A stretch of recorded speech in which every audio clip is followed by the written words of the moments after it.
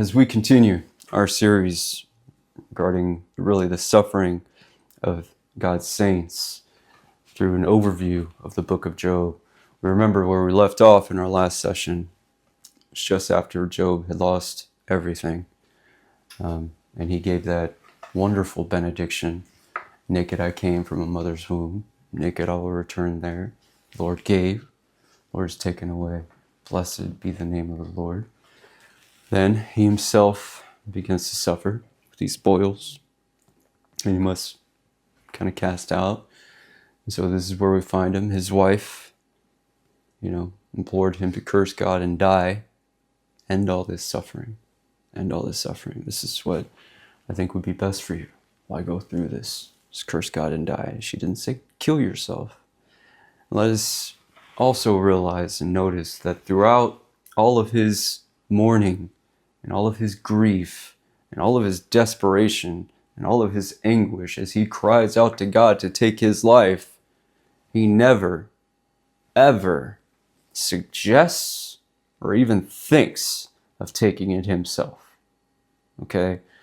So, though we might be laid low, though we might be so cast down, may we always lift our eyes up to him and ask the true question.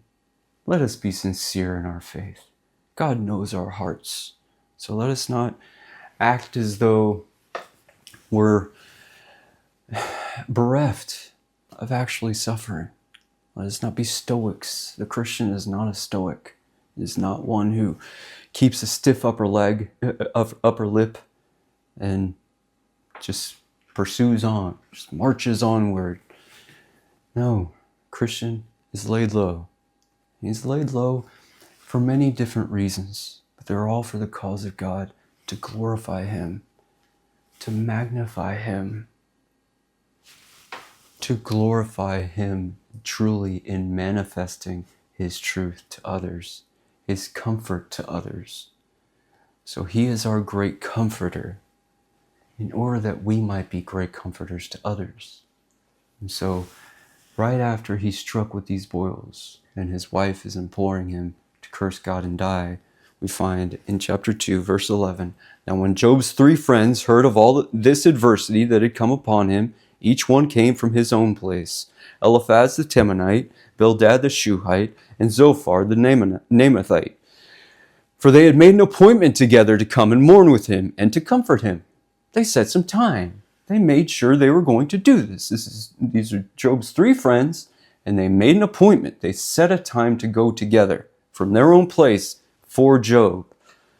And when they raised their eyes from afar and did not recognize him, Job is disfigured so much they can barely even recognize it as Job. Did not recognize him, they lifted their voices and wept. Truly mourning for him. This pierces their hearts as well. So they are there to suffer with him, but they are also there to sympathize with him. And these are true friends who suffer along with the suffering of their friends. Let this be a call to us as well. When we meet with those who suffer, we are meant to meet with them in suffering, not to give them some pretentious words that do nothing but even hurt them more, which is what we will see, sadly, Job's friends begin to do. But at first, they come and lifted their voices and wept, and each one tore his robe and sprinkled dust on his head toward heaven. So they sat down with him on the ground 7 days and 7 nights, and no one spoke a word to him, for they saw that his grief was very great. Now, let's remember, Job has lost everything. Job has lost everything. His children, and he's even lost the fidelity, the piety of his wife. She's imploring him as an ungodly advice to curse God and die. And then here come his friends. For 7 days and 7 nights, they tear their robe, they're weeping with him. They sit on the ground in silence. They don't say anything. They're mourning with him. This is a time of mourning. And for all of what we will see regarding his friends and how they're trying to comfort him. They're trying to advise him. As we will see, Eliphaz is most likely the eldest out of the friends. He responds first. But it's actually Job who speaks first. After this week, after this 7 days and 7 nights, he can't take the silence anymore. And he seemingly isn't addressing his friends here. He's just cursing. He's just cursing. Now we're going to be selective as to what portions, again, this is an overview. So we're going to be somewhat selective on what verses we choose to consider. But he begins with, "May the day perish on which I was born, and the night in which it was said, a male child is conceived. May that day be darkness. May God above not seek it, nor the light shine upon it." Now, without getting into too much here, there is a comparison here between the day of his birth and the night in which he was conceived. And he speaks much about this in this strophe. This is what they're called, this collection. Okay, we'll get into this a bit, but this isn't a series on hermeneutics. But I think it's important to lay out, some of the poetic structure so that it helps us along with our studies. But this is one specific strophe, which is why it's divided. Okay, so verse 11 doesn't pick off except for this space. So verses 3 through 10 are one strophe. And he goes into this day and this night, but specifically, may the day perish on which I was born, and the night in which it was said, a male child is conceived. In other words, let it be that I was never conceived. May it be that I was never conceived. Now, this is something I have to imagine anyone of any kind of mature age has happened. Sometimes, we do feel desperate enough and weak enough and sorrowful enough to try to take our own lives, sadly, because we think the world will be better off, we'd be better off, and many other unreasonable things come to our minds. But other times, we just wish we never would have been born. To be or not to be, that is truly a profound question. What if I just never existed? It would have been, he's thinking, it would have been better for me if I never would have been than for this to be happening. For God to be laying his hand on me this way. I had light the day on which I was born, the night in which I was conceived. This day and this night, may it be never to have been. May that day be darkness. May God above not seek it. So let this just disappear from reality. Let God ignore this. Let it be that this was never done, nor the light shine upon it. So this is the light going back on that. So in this strophe, I would just encourage you to see what he says about day and night, about light and darkness. Obviously, the light corresponds to the day, darkness corresponds to the light. But he's essentially asking, he's cursing the day on which he was born and on which he was conceived, which he continues in verse 11. Then he's really talking about specifically at birth. Why did I not die at birth? Why did I not perish when I came from the womb? Why did the knees receive me, or why the breasts that I should nurse? Now this is very much similar to what Jeremiah, the suffering prophet, the weeping prophet, is what he's called, because he was entirely rejected. He was entirely rejected. God sent him. He raised him up as a very young man, very young. And Jeremiah was very reluctant. He didn't want to do this. And throughout his life, he's preaching to people who hate him, who despise him. And he's seeking the salvation of his people. And he cries out in chapter 20, verses 14 and 15, "Cursed be the day in which I was born. Let the day not be blessed in which my mother bore me. Let the man be cursed who brought news to my father, saying, a male child has been born to you, making him very glad. So, in the midst of suffering, in the midst of anguish and trials and despair and desperation, we cry out to curse the day on which we were born. Jeremiah doesn't lift a hand up to take his own life, but he does bewail and lament the day of his birth. Now, what we want to start and begin to see, as though this is a cry, this is a true cry, it's a sincere cry. May the day on which I was born be cursed, be done away with. May that day be darkness. May light never shine upon it. Let us recognize, let us notice here, that though this is the cry of the saint to God in the midst of trials and tribulations, let us remember that day of our birth, our existence emanates from the glory of God. Okay? So, though this is a true cry, and we shouldn't hold this back as though God doesn't know our hearts, this is the cry of the true penitent, suffering saint of God. May it be that I was never conceived. May it be that I died at birth. 20 through 26. Why is light given to him who is in misery, and life to the bitter of soul, who long for death, but it does not come? He's longing for death, but it does not come. And search for it more than hidden treasures. This is what I'm looking for. Who rejoice exceedingly and are glad when they can find the grave. Why is light given to a man whose way is hidden, and whom God has hedged in? This is ironic. Remember Satan speaking to God, you have made a hedge around him. You have surrounded him. You have protected him. And he says, why is light given to a man whose way is hidden, and whom God has hedged in? He's admitting, yes, this is indeed the case. But why is light given to a man whose way is hidden? Why was I given light when now I don't know why this whole thing is?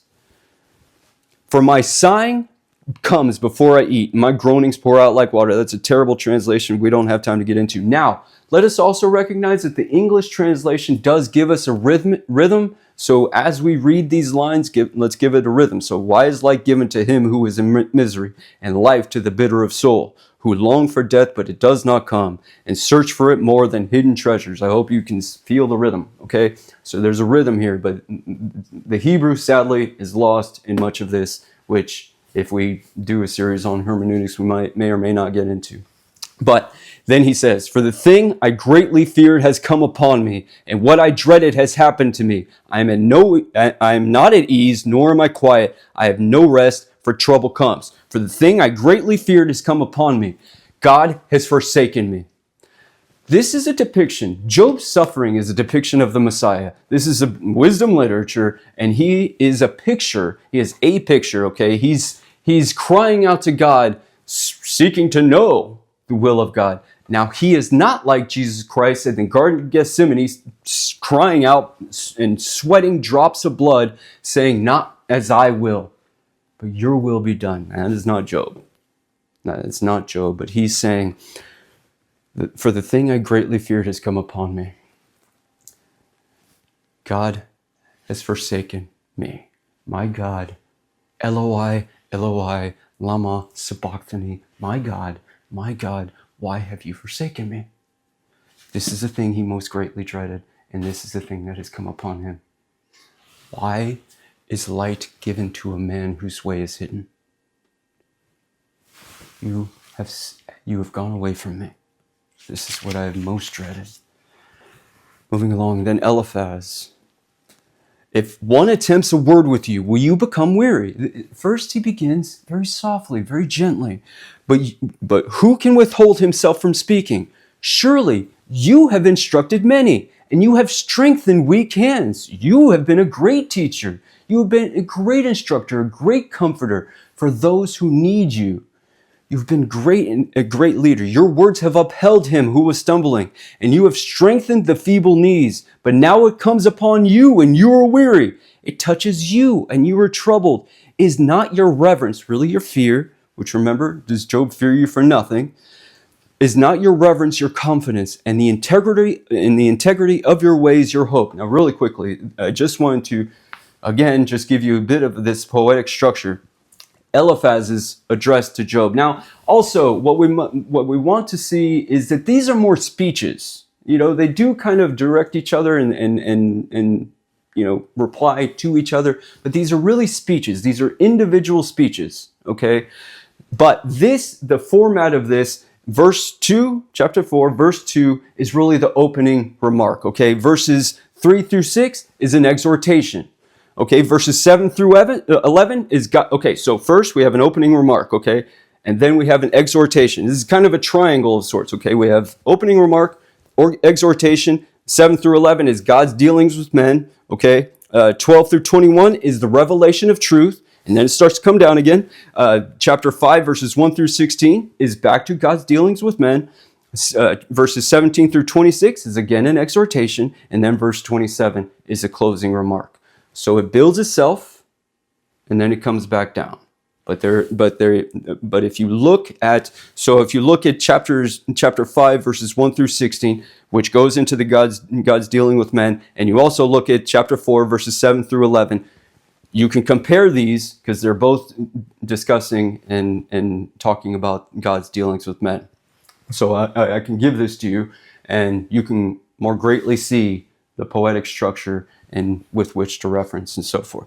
However, so he's first telling Job, you used to help people, you instructed many, and now this comes upon you, and now you are weary. All that you have counseled, all the comfort and all the strength that you have given to feeble knees, to weak and weary knees, isn't enough to strengthen yourself? Were you just a gong resounding noise? Were you just an empty vessel speaking the wind? This comes upon you and you're weary. Remember now, whoever perished being innocent, or where were the upright ever cut off? Even as I have seen, those who plow iniquity and sow trouble reap the same. Now this begins what we referred to as retribution theology. But this is something we will build upon in the preceding weeks, okay? This is what's referred to as retribution theology. What his friends say and give to Job, it's much like, so basically, Job's friends have decent theology that they argue in a very terrible way. Job's arguments are terrible, which he gives in a very good way. So, we have this kind of problem. So much of what they say is true, but it doesn't actually apply to Job.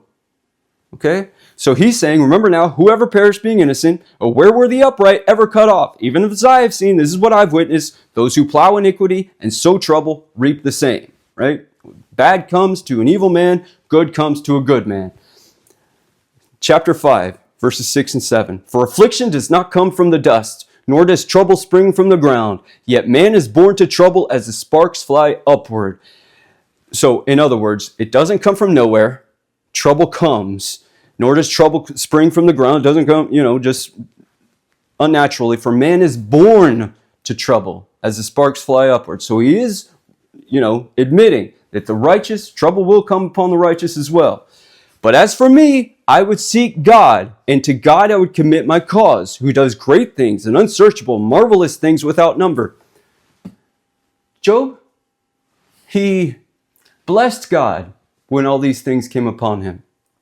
And then when he, was given terrible advice from his wife, he rebuked her gently.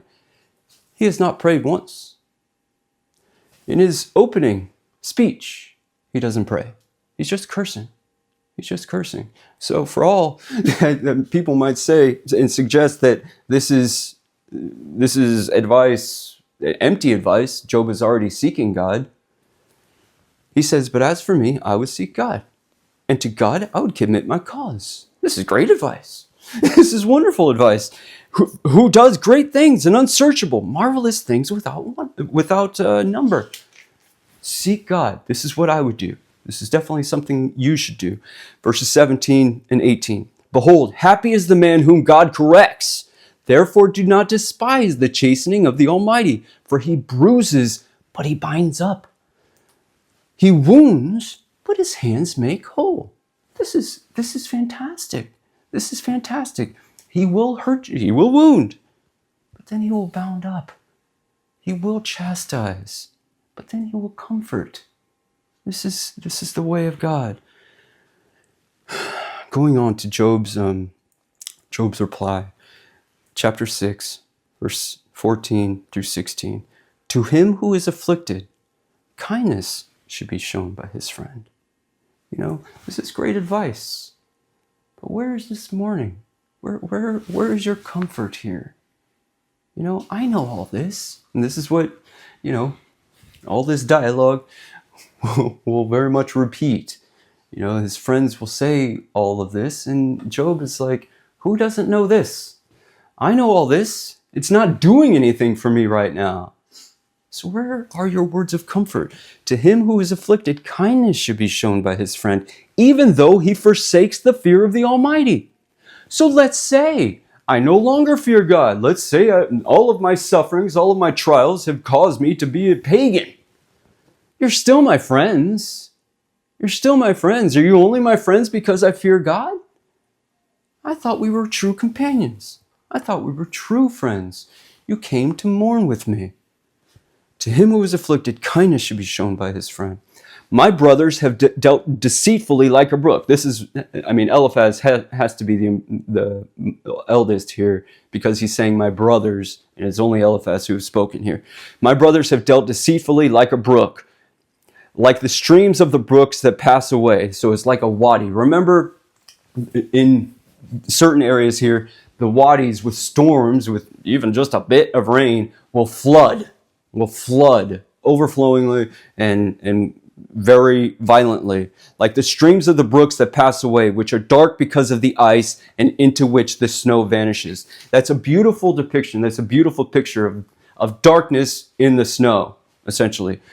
Cold, miserable, and so forth. Teach me, and I will hold, he's talking to his friends. Teach me, and I will hold my tongue. Cause me to understand wherein I have erred. How forceful are right words, but what does your arguing prove? Do you intend to rebuke my words? And the speeches of a desperate one, which are as wind. Right? This is all just wind. Are you seeking to rebuke my words? Yes, you overwhelm the fatherless, orphans, and you undermine your friend. Now therefore be pleased to look at me, for I would never lie to your face. Yield now, let there be no injustice. Yes, concede my righteousness still stands. Is there injustice on my tongue? Cannot my taste discern the unsavory? I would never lie to you. I have been an upright man, one who fears God and shuns evil. Look at me. You know me. Look at me, and I would never lie to you. Look at me. Wherein have I erred? Help me. Help me understand this, but tell me where I've erred. Don't tell me a bunch of information I already know. Teach me, and I will hold my tongue. Finally, verses 17 through 21. Finally prays. What is man that you should exalt him, that you should set your heart on him? This is very much like Psalm chapter 8, verse 4. What is man that you are mindful of him, and the Son of Man that you visit him? You know, we don't know which came first, but it's much like that psalm. What is man that you should exalt him, that you should set your heart on him, that you should visit him every morning and test him every moment? What is man that you should do this? How long? Those two words. How long? Simple enough. But they also express the great anguish of his soul. How long? David says this repeatedly in the Psalms. How long, O Lord? How long? Always seeking, always waiting for the day of peace, of victory. Will you not look away from me and let me alone till I swallow my saliva? You know, as though as you've forsaken me, truly forsake me until I just die. Have I sinned? Have I sinned? What have I done to you, O watcher of men? What a wonderful verse. What have I done to you, O watcher of men? I know you watch. I know you watch me, and I can't think of anything. Have I sinned? What have I done to you, O watcher of men? Why have you set me as your target, so that I am a burden to myself? Why? Why are you doing this to me? It's as though there was some meeting in heaven and Satan came and you allowed him to do all this. Why have you set me as your target? So that I'm a burden to myself. I'm a burden to myself. I've been burdened with all of these things. Now I'm a burden to myself. I despise myself. I despise my life. I wish I would just perish. Why then do you not pardon my transgression and take away my iniquity? For now I will lie in the dust, and you will seek me diligently, but I will no longer be. Why then do you not pardon my transgression? Have I sinned? I gave that burnt offering and that sacrifice. I don't know specifically. That's why David even says, Lord, search out my heart, and if there's any sort of iniquity, please pardon my iniquity. See not my iniquity. Do not look upon my iniquity. Cleanse me as hyssop, with hyssop, as white as wool. Purify me. This is what he's saying. Why then do you not pardon my transgression? Why is this still taking place? If I have sinned, pardon my transgression and take away my iniquity. For now I will lie in the dust. I came from dust. From the dust I came. To the dust I will return. So I will lie in the dust. I am going to lie in my grave now. And you will seek me diligently. Finally, when you finally decide, O Lord, to come and seek me out, you will seek me diligently. But I will no longer be. It will be too late. How long, O Lord? Okay, now, this is the cry of the heart of Job. We will see it intensifies. He wants a hearing with God. There's something of a lawsuit. In fact, Eliphaz implores him with that, I would seek God. I would take my cause to him. That's truly, I would take my case before him. I would take my case to the judge. This is what I would do. This is what you should do. Have I sinned? What have I done to you, O watcher of men? Have I sinned? Why then do you not pardon my transgression and take away my iniquity? If you're not going to do that, since as you have not done that, and this is what I rely on, this is what I trust in, I'm going to lie in the dust. I'm going to lie in my grave. And then you will seek me diligently, and you will find me, and you will not find me, because I will be no more. I'll perish away with the dust. The suffering and the agony of a true saint of God is one that is very severe, and I'll even go as far as to say it's more severe than the pagans, because it's real. Because it's real. When we taste of the light of heaven, when we taste of the true fountain of living waters, when the darkness cascades upon us,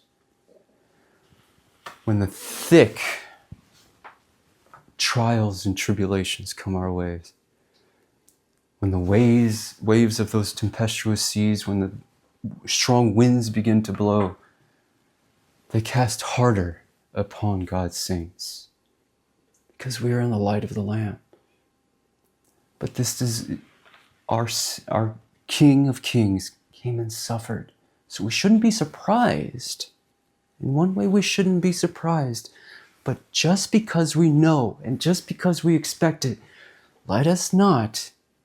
Let us rejoice in our trials and tribulations and take them to the judge. Take our cases to the King of Kings and the Lord of Lords. Take him to God the Father. God the Son will mediate on our behalf, who is our counselor, who is truly our advocate. He will plead our case. But he will send us through these trials either way, for whatever specific reason. There are many and a variety of reasons, of means by which we suffer. But these are all to glorify him, either to exemplify his glory to other people, to manifest his name to others, or to ourselves. Either way, this suffering, these trials and tribulations come to produce patience, to produce long-suffering, the patience that our Savior himself has. His great patience. And if any of us were truly honest with ourselves, we would know the great patience of our God and King. But here is the cry of a true suffering saint of God. And his friends come to comfort him with empty words, full of knowledge, but don't apply to Job.